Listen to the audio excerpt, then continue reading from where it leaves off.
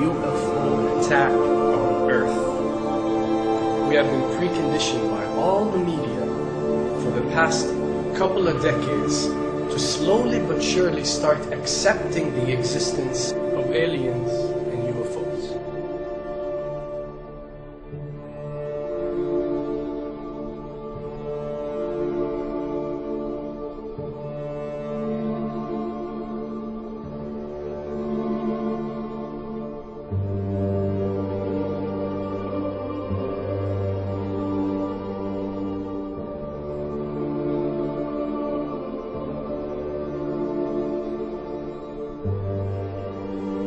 I can tell you right now that 99% of every UFO sighting that has ever taken place has actually not been an unidentified flying object, because this has always been military technologies.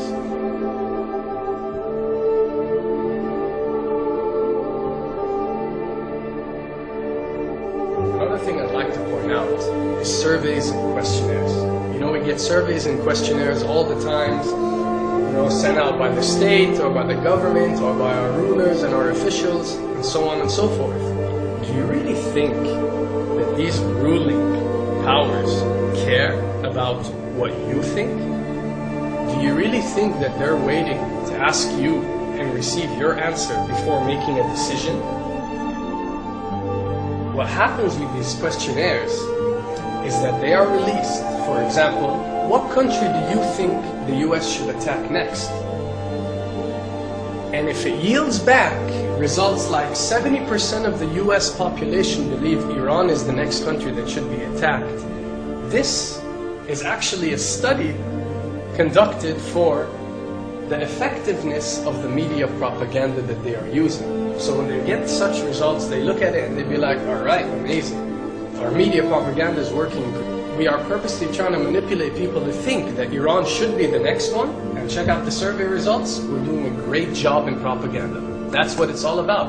And if the results come back and they aren't up to par, so let's say 20% want war with Iran and 80% want actual peace, they say, okay, so now we have to go and rework our media propaganda and make it more effective so these percentages change.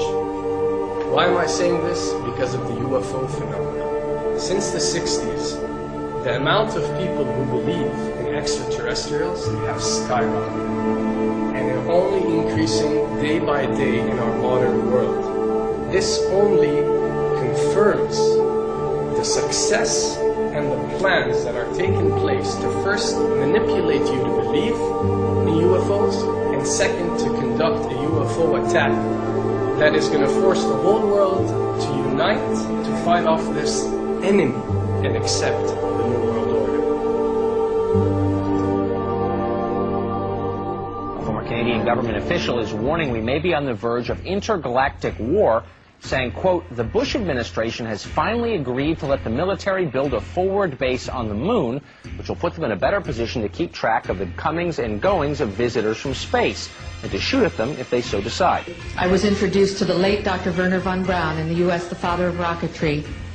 In my first meeting with him, during that first 3.5 hours, he said to me, Carol, you will stop the weaponization of space, because there is a lie being told to everyone that the weaponization of space is now first being based upon the evil empire, the Russians. There are many enemies, he said, against whom we're going to build this space-based weapon system, the first of whom was the Russians, which was existing at that time. Then there would be terrorists. Then there would be third world countries. Now we call them rogue nations or nations of concern. Then there would be asteroids. And then he would repeat to me over and over. And the last card, the last card, the last card would be the extraterrestrial threat. As a military strategist, as a person who worked on the MX missile, which I did later, he said, you will find that there is going to be a spin to find some enemy against whom we have to build space-based weapons, and now we should expect the spins, and that's the formula, except that it's all based on a lie. A supersonic saucer. Called the Silver Bug, it was truly revolutionary. The plans show in detail a multi-jet engine craft that boasted amazing maneuverability and speed. It's an intriguing thought that this concept may tie in with the work of the German scientists who brought saucer technology to the US at the close of the Second World War. What was needed were certain cover stories. What do you do when people are spotting aircraft and then telling reporters that they've seen something very unusual flying out of an airbase in Nevada?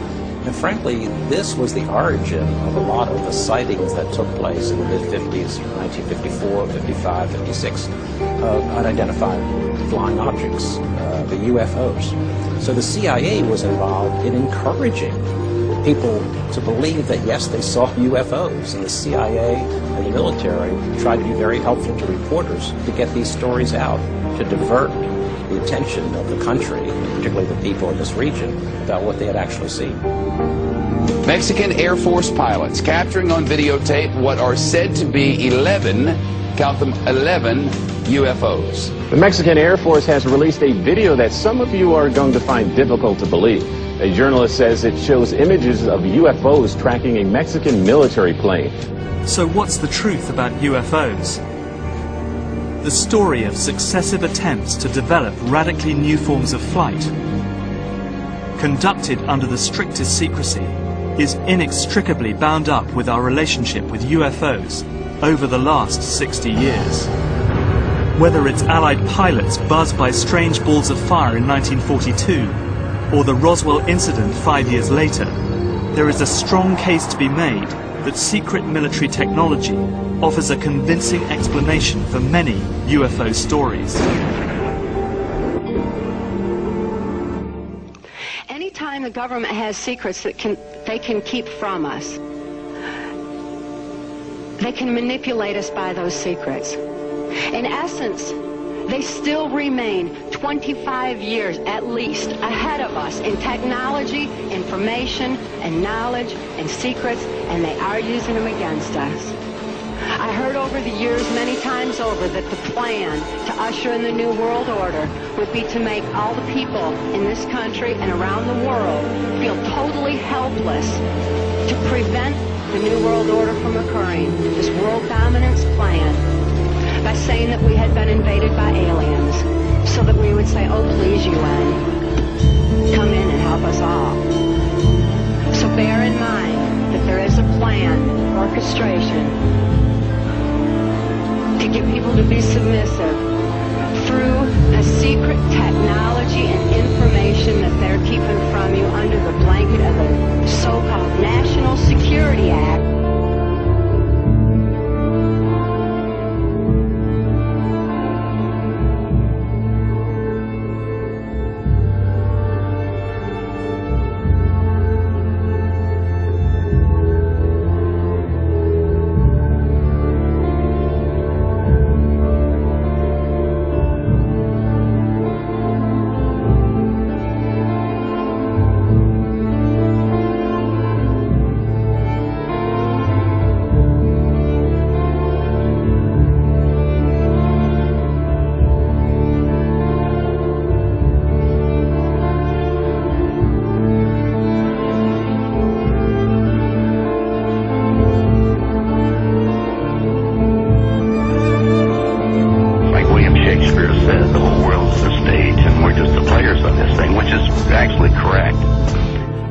Perhaps we need some outside universal threat to make us recognize this common bound. I occasionally think how quickly our differences worldwide would vanish if we were facing an alien threat from outside this world.